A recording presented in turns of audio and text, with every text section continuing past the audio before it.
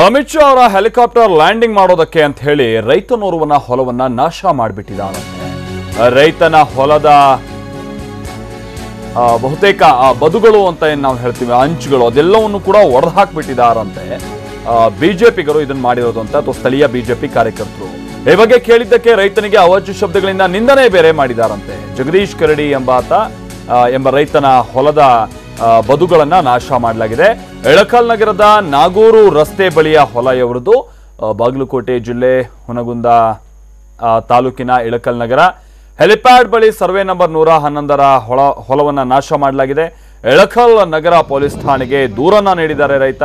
ಹುನಗುಂದ ಶಾಸಕ ದೊಡ್ಡನಗೌಡ ಪಾಟೀಲ್, ಮಂಜು ಶೆಟ್ಟರ್, ಮಲ್ಲಯ್ಯ ಹಾಗೆ ಸುಗುರೇಶ್ ನಾಗಾಲೋಟಿ, ಶ್ಯಾಮ್ ಸುಂದರ್ ಅನ್ನೋರ ವಿರುದ್ಧ ಪೊಲೀಸರಿಗೆ ರೈತ ಈಗ ದೂರನ್ನ ಕೊಟ್ಟಿದ್ದಂತೆ. ವಿಚಾರ ಅಂತ ಅಂದ್ರೆ ಇಲ್ಲಿ ಒಂದಷ್ಟು ಸಂದರ್ಭದಲ್ಲಿ ಎಷ್ಟರ ಮಟ್ಟಿಗೆ ದುರಹಂಕಾರವನ್ನು ಪ್ರದರ್ಶಿಸ್ತಾರೆ ಕೆಲ ಪಕ್ಷಕ್ಕೆ ಸಂಬಂಧಪಟ್ಟಂತಹ ಕಾರ್ಯಕರ್ತರು, ಯಾವುದೇ ಪಕ್ಷ ಆಗಿರ್ಬೋದು. ಇದು ನಿಜಕ್ಕೂ ಕೂಡ ಖಂಡನೀಯ. ನಾವಿಲ್ಲಿ ಗಮನಿಸ್ತಾ ಇದ್ದೀವಿ, ಇಲ್ಲಿ ಒಂದಷ್ಟು ಜಾಗವನ್ನ ಮಟ್ಟ ಮಾಡ್ತಾ ಇದ್ದಾರೆ. ಹಾಗೆ ಅಲ್ಲಿ ಪೋಕ್ಲೈನ್ಗಳು ಕೂಡ ಓಡಾಡ್ತಾ ಇರೋದನ್ನು ಕೂಡ ಗಮನಿಸ್ತಾ ಇದ್ದೀವಿ ನಾವು. ಆದರೆ ಈ ತರ ಮಟ್ಟ ಮಾಡ್ತಾ ಇರೋದು ಇದು ಯಾವುದೇ ಹೊಲಕ್ಕಾಗಿ ನಡೀತಾ ಇರುವಂತ ಕೆಲಸ ಅಥವಾ ಕಾಮಗಾರಿ ಅಲ್ಲ. ಇದು ಅಮಿತ್ ಶಾ ಅವರು ಬರ್ತಾರೆ, ಅದಕ್ಕೋಸ್ಕರ ನಾವು ಜಾಗವನ್ನ ಮಟ್ಟ ಮಾಡಬೇಕು ಅಂತ ಹೇಳ್ಕೊಂಡ್ಬಿಟ್ಟು ಮಾಡ್ತಾ ಇರುವಂಥದ್ದು. ಅದಾದ್ರೂ ಮಾಡಲಿ, ಆದರೆ ಈ ಜಾಗ ಇದು ಯಾವುದೇ ರೀತಿಯಂತ ಸರ್ಕಾರಿ ಜಾಗನೋ ಅಲ್ಲ ಅಥವಾ ಯಾವುದೇ ಒಂದು ಮಾಮೂಲಿ ಗ್ರೌಂಡ್ ಕೂಡ ಅಲ್ಲ, ರೆವೆನ್ಯೂ ಜಾಗನೋ ಅಥವಾ ಇನ್ಯಾವುದೋ ಜಾಗನೋ ಅಲ್ಲ. ಇದು ರೈತನೋರ್ವನಿಗೆ ಸಂಬಂಧಪಟ್ಟಂತಹ ಹೊಲ. ಆತ ಅಲ್ಲೇ ಉತ್ತಿ ಬೆಳೀತಾ ಇದ್ದ ಅಂಥ ಹೊಲದಲ್ಲಿ ಈಗ ಹೋಗ್ಬಿಟ್ಟು ಇವರು ಈ ಥರ ಮಟ್ಟ ಮಾಡ್ತಾ ಇದ್ದಾರಂತೆ. ಈಗ ಸದ್ಯಕ್ಕೆ ಬೆಳೆ ಏನೂ ಇಲ್ಲ, ಆದರೆ ಖಾಲಿ ಜಾಗ, ರೈತ ಆತನಿಗೆ ಸಂಬಂಧಪಟ್ಟಿದ್ದ ಜಾಗ ಅಂತಂದರೆ ಆತನೊಂದು ಮಾತು ಕೇಳಬೇಕು. ಅದನ್ನು ಕೇಳುವಷ್ಟು ಕೂಡ ಇವರಿಗೆ ವಿವೇಚನೆ ಇಲ್ಲ ಅಂತ ಅಂದರೆ ಇನ್ನು ಯಾವ ರೀತಿಯಂಥ ನಾಯಕರು ಇವರು ಅನ್ನುವಂಥ ಪ್ರಶ್ನೆ ಉದ್ಭವ ಆಗುತ್ತೆ.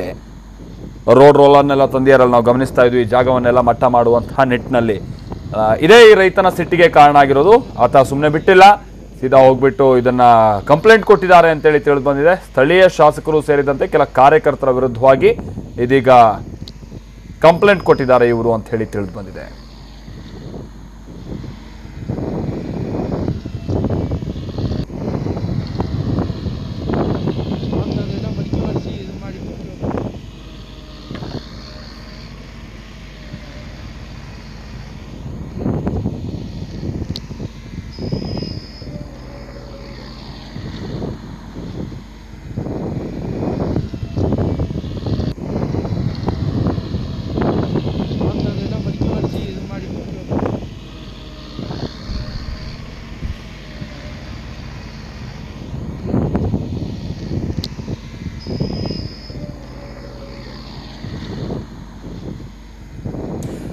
ನಾವು ಪ್ರತಿನಿಧಿ ರವಿಮುಖಿ ಇದಕ್ಕೆ ಸಂಬಂಧಪಟ್ಟಂತೆ ಮತ್ತಷ್ಟು ಡೀಟೇಲ್ಸ್ ಅನ್ನ ಕೊಡ್ತಾರೆ. ರವಿಮುಖಿ, ಈಗ ಹೇಳಿಕೆಳೆ ಯಾರ್ದೋ ಜಾಗಕ್ಕೆ ಇವರೆಲ್ಲ ಹೋಗ್ಬಿಟ್ಟು ಈ ತರ ಮಟ್ಟ ಮಾಡ್ತೀವಿ, ಹೆಲಿಪ್ಯಾಡ್ ಮಾಡ್ತೀವಿ ಅಂತಂದ್ರೆ ಆತನ ಪರ್ಮಿಷನ್ ತೆಗೆದುಕೊಳ್ಳೇಬೇಕಾಗುತ್ತೆ. ಇಲ್ಲಿ ವಿವೇಚನೆಗೋಸ್ಕರ ಆದ್ರೂ ಆ ರೈತನ ಪರ್ಮಿಷನ್ ಕೇಳಿಲ್ವಾ? ಏನಾಗಿರೋದು? ಆತ ಅನುಮತಿನೇ ಕೊಡದೆ ಇದೆಲ್ಲ ಹೇಗೆ ಸಾಧ್ಯ ಆಗುತ್ತೆ ಅಂತ ಹೇಳಿ ರವಿಮುಖಿ. ಹೌದು ಮಾಲ್ತೇಶ್, ಇದು ಒಬ್ಬ ಅಮಾಯಕ ರೈತನ ಮೇಲೆ ಒಂದು ಪ್ರಮುಖ ಪಕ್ಷದ ನಾಯಕರು ಮಾಡಿರುವಂತಹ ಒಂದು ದಬ್ಬಾಳಿಕೆ ಅಂತಾನೆ ಹೇಳ್ಬೋದು. ಯಾಕಂತಂದ್ರೆ ಆ ಬಿಜೆಪಿಯ ರಾಷ್ಟ್ರಾಧ್ಯಕ್ಷ ಅಮಿತ್ ಶಾ ಬರ್ತಾನೆ ಅಂತ ಹೇಳ್ಕೊಂಡು, ಒಬ್ಬ ರಾಷ್ಟ್ರ ಮಟ್ಟದ ನಾಯಕ ಬರ್ತಾನೆ ಅಂತ ಹೇಳ್ಕೊಂಡು ಒಂದು ಹೆಲಿಪ್ಯಾಡ್ ನಿರ್ಮಾಣ ಮಾಡುವ ವಿಚಾರಕ್ಕಾಗಿ ಒಬ್ಬರು ಸಾಮಾನ್ಯ ರೈತ, ಒಬ್ಬ ಅಮಾಯಕ ರೈತನ ಮೇಲೆ ಒಂದ್ ರೀತಿ ದಬ್ಬಾಳಿಕೆ ನಡೆಸಿ ಒಂದ್ ರೀತಿ ಧಮಕಿ ಹಾಕಿ ಆತನ ಹೊಲವನ್ನ ಹೆಲಿಪ್ಯಾಡ್ಗೋಸ್ಕರ ನೆಲಸಮ ಮಾಡಿರೋದು ನಿಜವಾಗ್ಲೂ ಇದು ದುರದೃಷ್ಟಕರ ಅಂತ ಹೇಳ್ಬಹುದು. ಯಾಕಂತಂದ್ರೆ ಇಳಕಲ್ ಸಮೀಪದ ನಾಗೂರು ರಸ್ತೆಯಲ್ಲಿ ಬರುವಂತಹ ಜಾಗ ಇದು. ಅಲ್ಲಿ ಅಮಿತ್ ಶಾ ಬರುವಿಕೆಗಾಗಿ ಏನು ಹೆಲಿಪ್ಯಾಡ್ ಅನ್ನ ನಿರ್ಮಾಣ ಮಾಡಿರ್ತಾರೆ. ಆ ಹೆಲಿಪ್ಯಾಡ್ ಪಕ್ಕದಲ್ಲಿನೇ ಈ ರೈತನ ಹೊಲ ಇರುತ್ತೆ. ಅಂದ್ರೆ ಸರ್ವೆ ನಂಬರ್ 111ರಲ್ಲಿ ಏನು ಈ ರೈತ ಜಗದೀಶ್ ಕರಡಿ ಅಂತ ಏನೊಬ್ಬ ರೈತ ಇದ್ದಾನೆ, ಈತನ ಹೊಲ ಇರುತ್ತೆ. ಈತನ ಹೊಲದಲ್ಲಿ ಏನು ನೀರು ಸಂಗ್ರಹ ಮಾಡೋದಕ್ಕೆ ಸಂಬಂಧಪಟ್ಟಂತೆ ಏನು ನಮ್ಮ ಹಳ್ಳಿಗಳಲ್ಲಿ ರೈತರು ಬದುಗಳನ್ನ ಏನು ನಿರ್ಮಾಣ ಮಾಡಿರ್ತಾರೆ, ಅದೇ ರೀತಿ ಈ ರೈತ ಕೂಡ ಏನು ಮಳೆಗಾಲದಲ್ಲಿ ನೀರನ್ನ ಸಂಗ್ರಹ ಮಾಡೋಕ್ಕಾಗಿರೋದು ಹೊಲಕ್ಕೆ ಅನುಕೂಲವಾಗಲಿ ಅಂತ ಬದುಗಳನ್ನ ನಿರ್ಮಾಣ ಮಾಡಿರ್ತಾನೆ.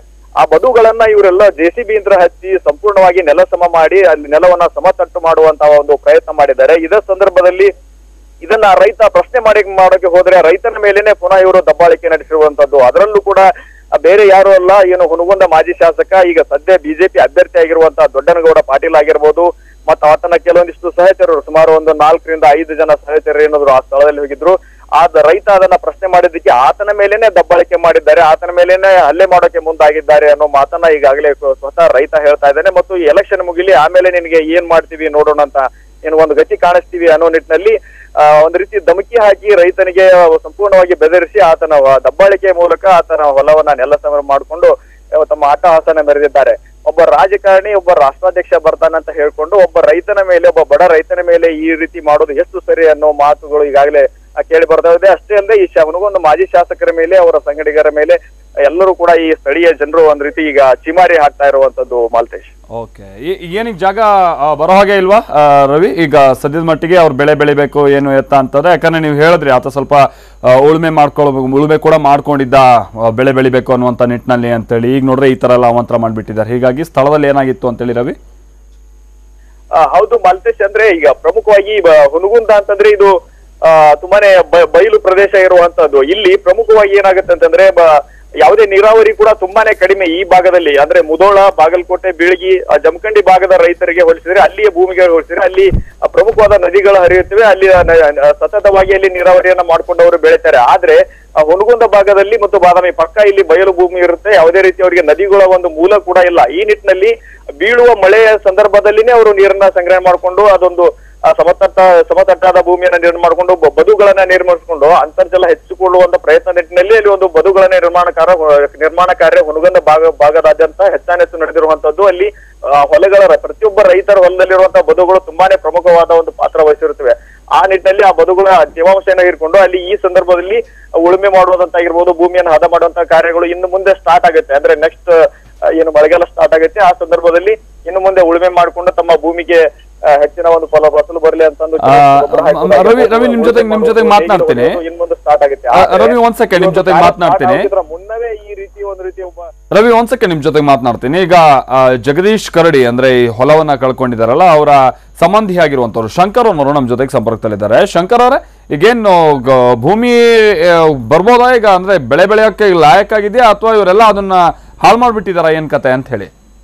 ಅದು ಒಟ್ಟು ಹಾಕಿದ್ದೇವೆ ಸರ್ ನಾವು, ಅದೆಲ್ಲ ಒಟ್ಟು ಹೊಡೆದು ಬಿಟ್ಟಿದ್ದಾರೆ. ನಮಗೆ ಏನು ತಿಳಿಸಿಲ್ಲ, ಇನ್ಫಾರ್ಮೇಶನ್ ಕೂಡ ಮಾಡಿಲ್ಲ. ಓಹೋ, ಈಗ ಅಲ್ಲಿ ಸ್ಥಳೀಯವಾಗಿದ್ದಂತ ನಾಯಕರನ್ನೆಲ್ಲ ಕೇಳೋಕ್ ಹೋದಂತ ಸಂದರ್ಭದಲ್ಲಿ ಏನಾದ್ರು ನಿಲ್ಸೋಕೆ ಪ್ರಯತ್ನ ಆಗಿತ್ತಾ ಇದನ್ನೆಲ್ಲ ಶಂಕರ್ ಅವರೇ? ನಿನ್ನೆ ನಾವು ಹೇಳಕ್ ಹೋದ್ರೆ ಅವರು ನಮ್ಗೆ ಬೈಲಿಕ್ ಬಂದ್ರಿ ಸರ್ ಅವರು. ನಾವೆಲ್ಲ ಸರಿ ಮಾಡಿ ಕೊಡ್ತೀವಲ್ಲ ಅಂತಂದು ನಾವೇನಂದ್ವಿ, ಮತ್ ನಮ್ಗೆ ತಿಳಿಸ್ಬೇಕಾಗಿತ್ತು. ನಮ್ಗೆ ತಿಳಿಸ್ಲಾರ್ದ ಯಾಕೆ ನೀವು ಅಲ್ಲಿ ಮಷಿನರಿ ಒಯ್ದು ಇದು ಮಾಡಿದ್ರಿ ಅಂತ ನಾವು ಹೇಳಿದ್ರೆ, ನಾವೆಲ್ಲ ಹೇಳ್ತೀವಳ ಹಂಗ್ ಮಾಡ್ತೀವಳ ಹಿಂಗ್ ಮಾಡ್ದು ನಮ್ಗೆ ಬೈದ್ ಬಿಟ್ರಿ ಅವರು.